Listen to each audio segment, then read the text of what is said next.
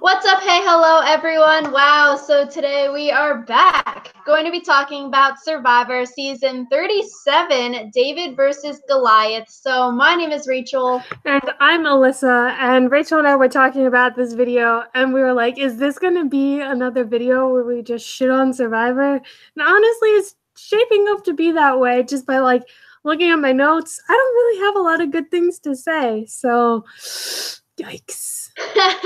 So yeah, basically this video we are reacting to the theme, and then we're going to talk about a little the preview that was shown on the reunion show of Survivor. So going into a little bit of the background of the theme, it was filmed in Fiji, again, as we know, and it looks like the oldest people on this season are both 47, and it's Mike White and Natalie Cole, and they're both on the Goliath team. So I guess a little bit older, but it seems like this cast is all in their 20s and 30s as well. Similar to, I guess, these past seasons, but everyone's just getting younger. I feel like this is interesting because it would be a lot easier to have older people, I think, at least on the Goliath tribe, because they're all about people who are super successful in life. And I feel like once you reach a certain age, it's really easy to be more successful because you've had more time to build yourself up. Yeah, which makes sense, right? You would think that Survivor produced casting would be able to find a good, nice age range of diversity in ages, races, whatever, but no, not the case really again, but we'll see. I don't know. Alyssa and I always complain about this, I feel like, but I don't know. It looks like a really attractive, I guess, younger-ish cast. Some old people, but the old people aren't not attractive. So yeah, so there's also a little bit of drama going on with this season. So it's very interesting. And I'm like, wow, this season is going to be great if we have a bunch of drama. So yes, online, if you just do a simple Google search, we have Jessica Pete, who is a 19-year-old, and it shows that she has said the N-word on Twitter between a bunch between the years of 2013 and 2015, but since then she has deleted the tweets.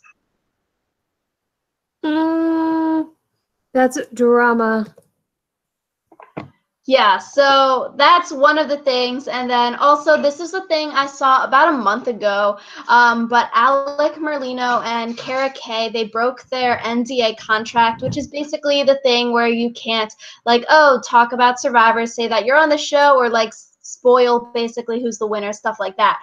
So right after filming happened, Alec posted a picture on Instagram of him and Kara, or Kara, however you say it, but basically, they are withholding Alex's appearance fee, which is $10,000, so he's not getting that, but that's a big whoop-de-doo, whatever.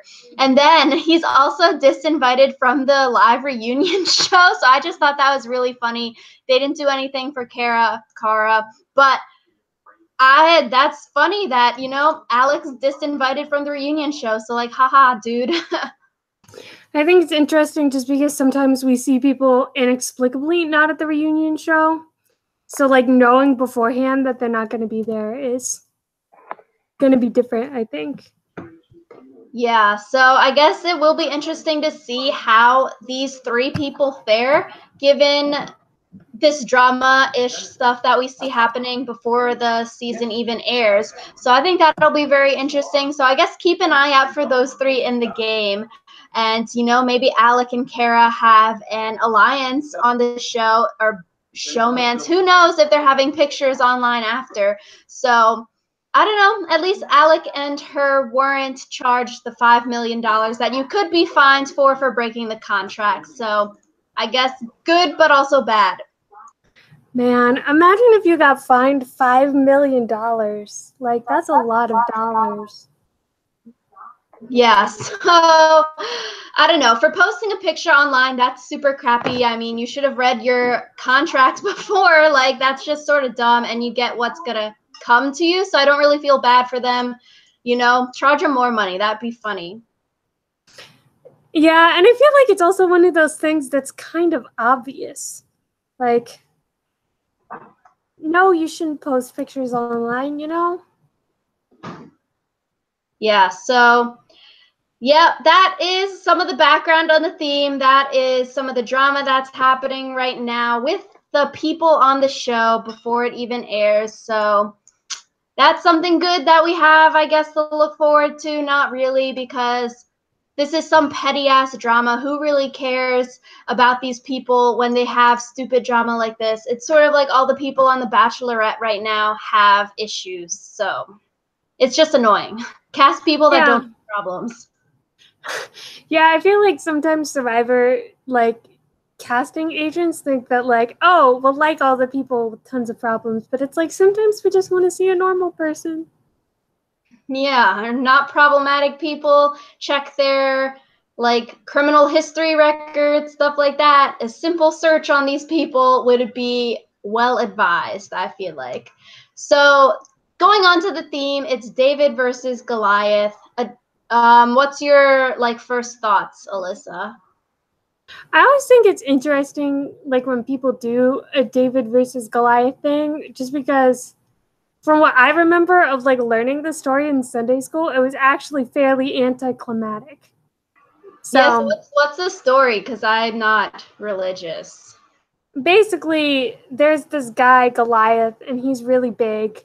And, like, I'm pretty sure he was part of an army. It's been a long time since I've, like, heard this story.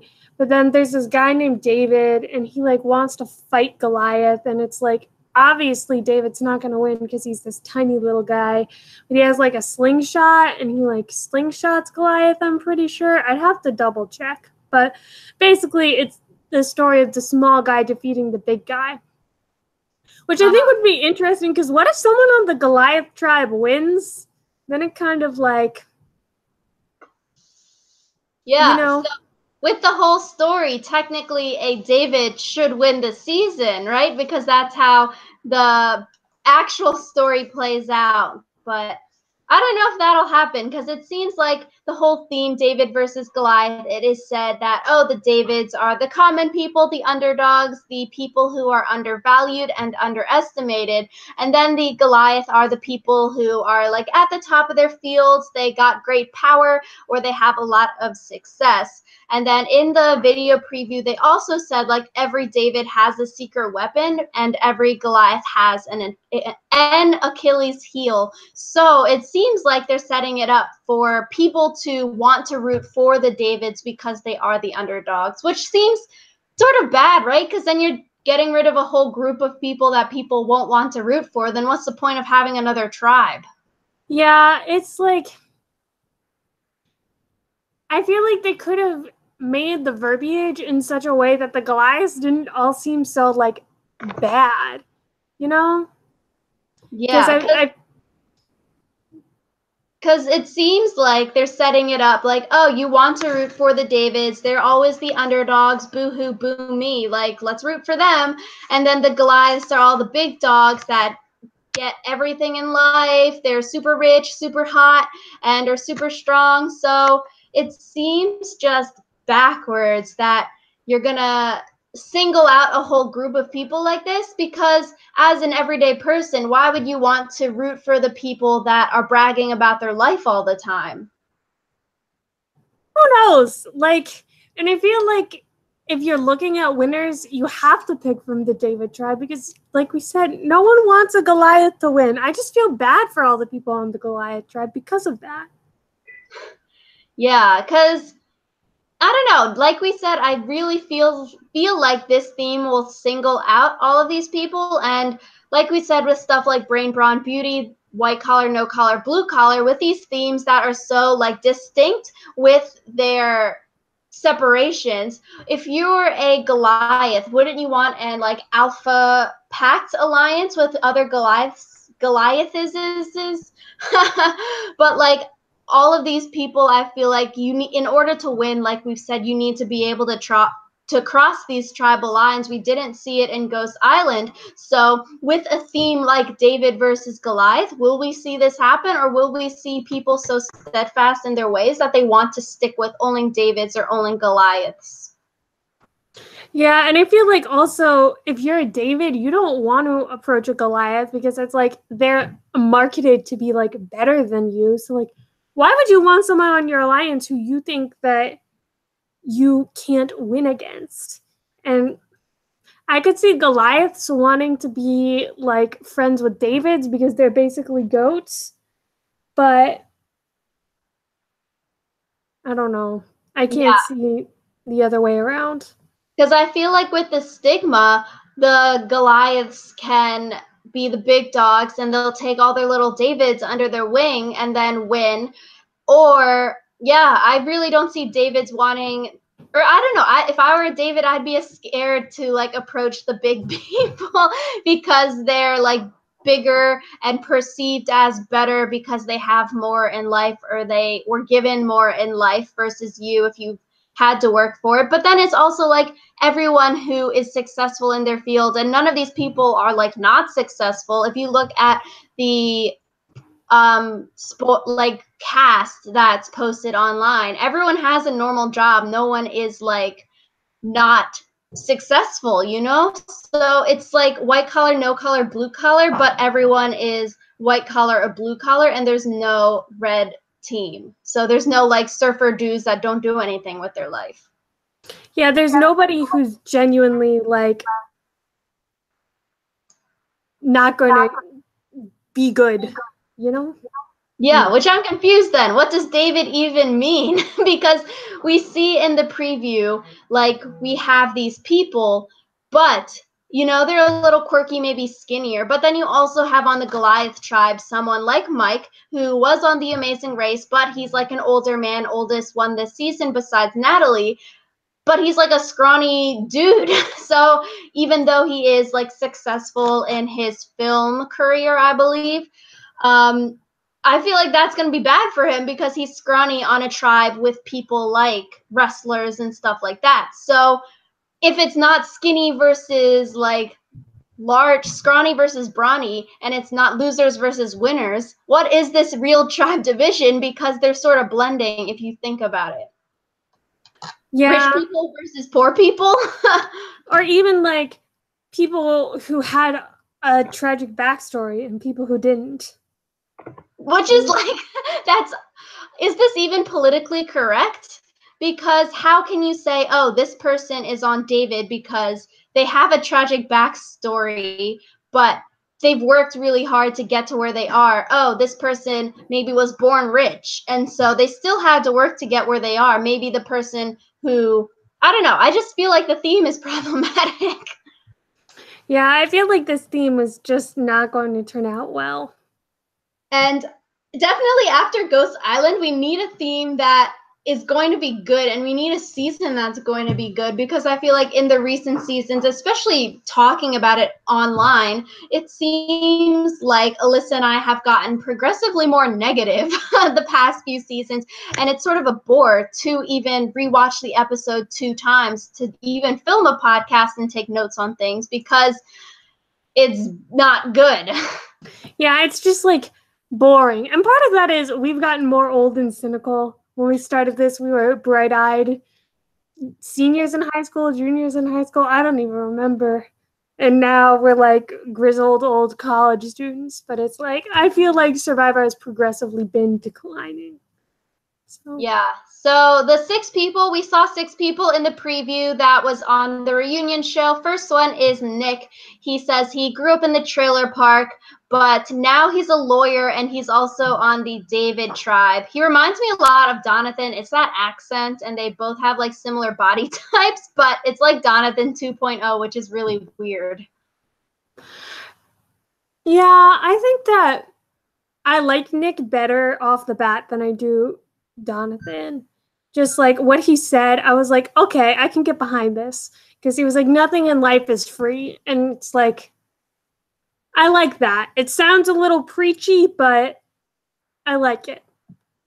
I agree. I feel like coming off the back, hopefully Nick is likable. We'll see in the, I guess, when they post more stuff about the contestants. But yeah, when Donathan's first stuff came out, I was like, oh my God, you know, Donathan's first boot of the game, stuff like that. But then he made it really far. So CBS, maybe because they see, oh, someone like Donathan made it really far, let's start casting more Donathan archetypes. And if they start doing that, that's going to be a major sellout. And you can't just cast all these like white, scrawny-ish dudes that have Southern accents and hopefully they like make it far in the game. That'd just be weird.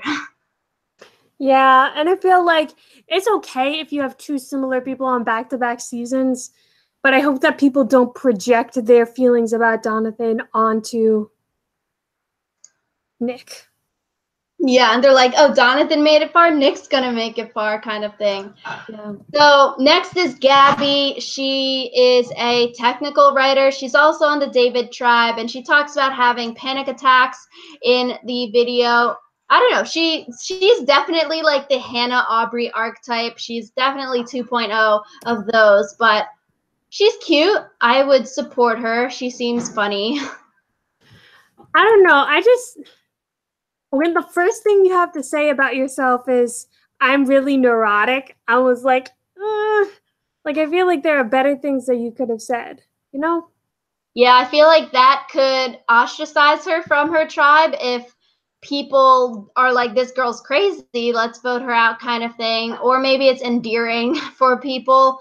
I don't know why that would be like super endearing, but she's quirky, and maybe that's what they made for the David like tribal lines, quirky, weird people that fought for stuff in their life, because it seems like these people on David are like nerdy.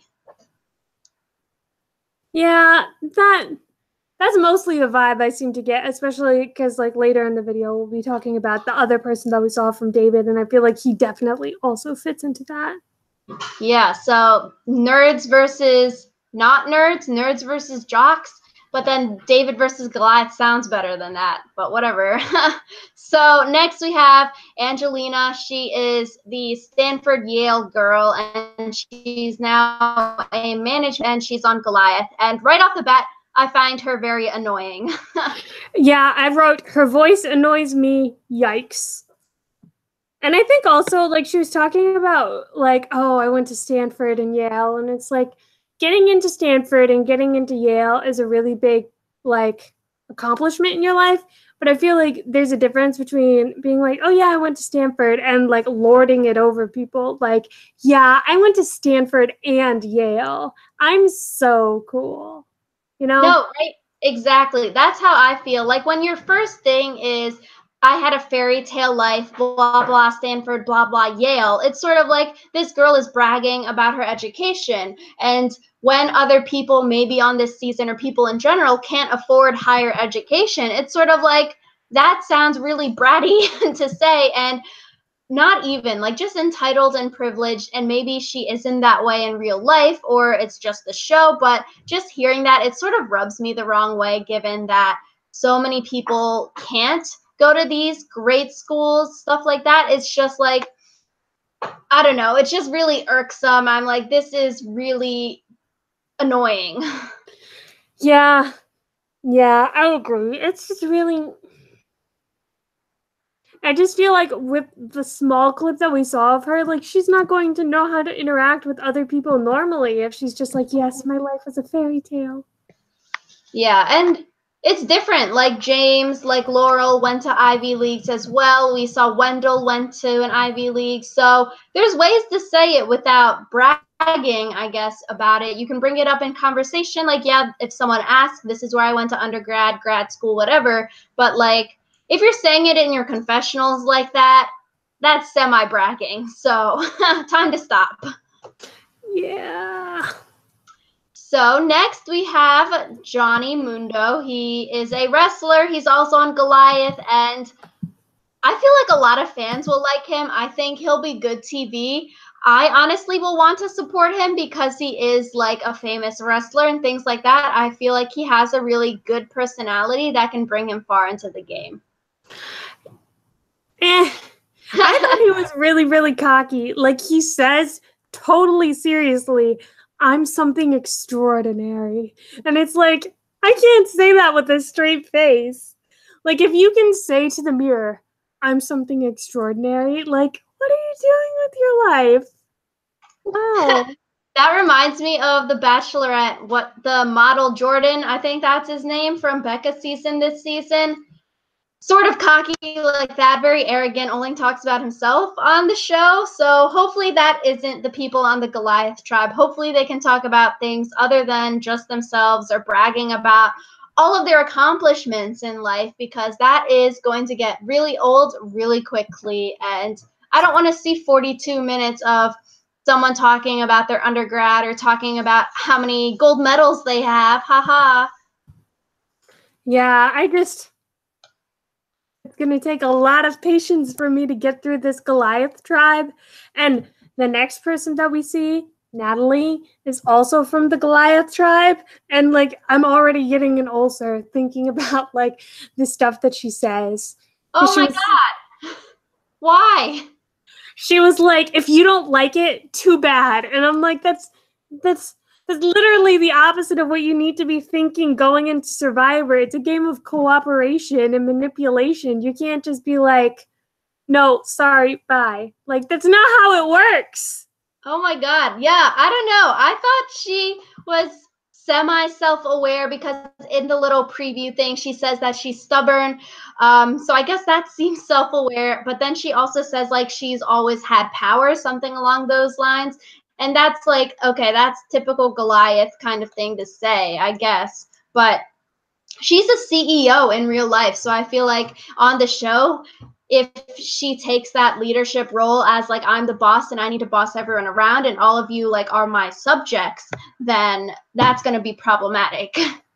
Yeah, because like we see how a leadership position can be really detrimental to your odds of winning in Survivor. So yeah, I don't think Natalie's going to make it very far. Really? I feel like she could make it pretty far.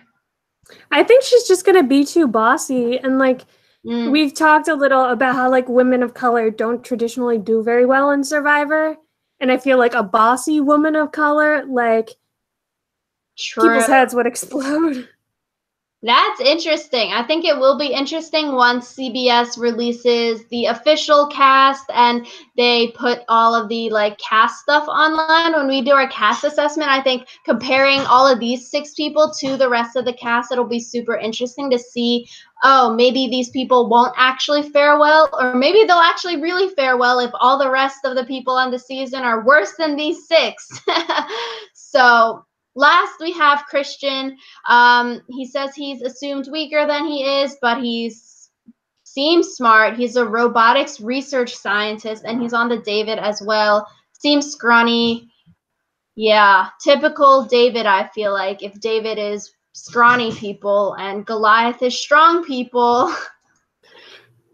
Christian is that kind of guy that reminds me of a lot of people I know, and none of them are people that would do well on Survivor.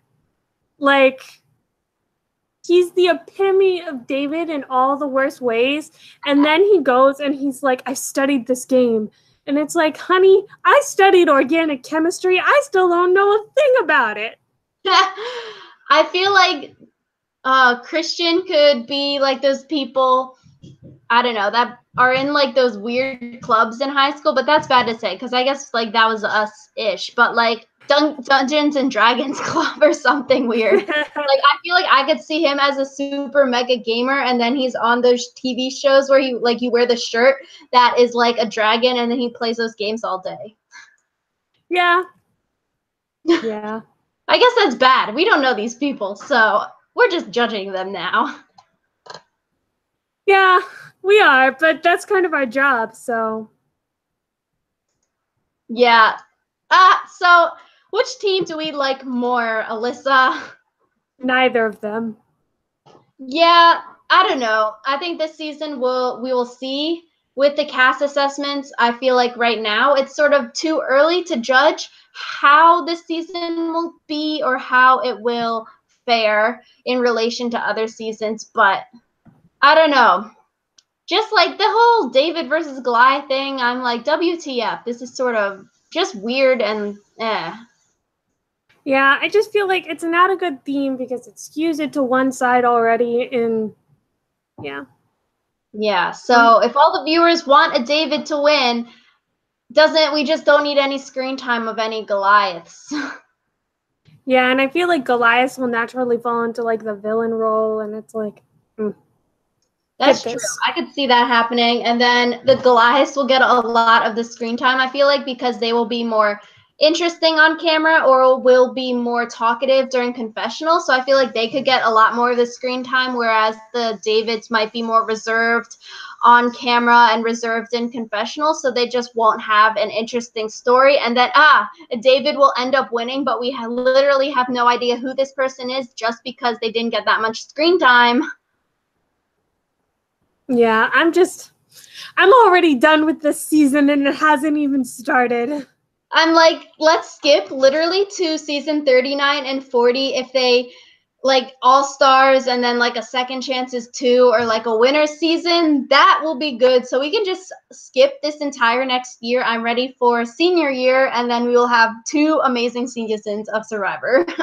Yeah, so let us know in the comments down below what you think of the theme and the 6 people that we saw in the preview, and let us know if we're being too salty or if we should add more salt because we're really good at salt.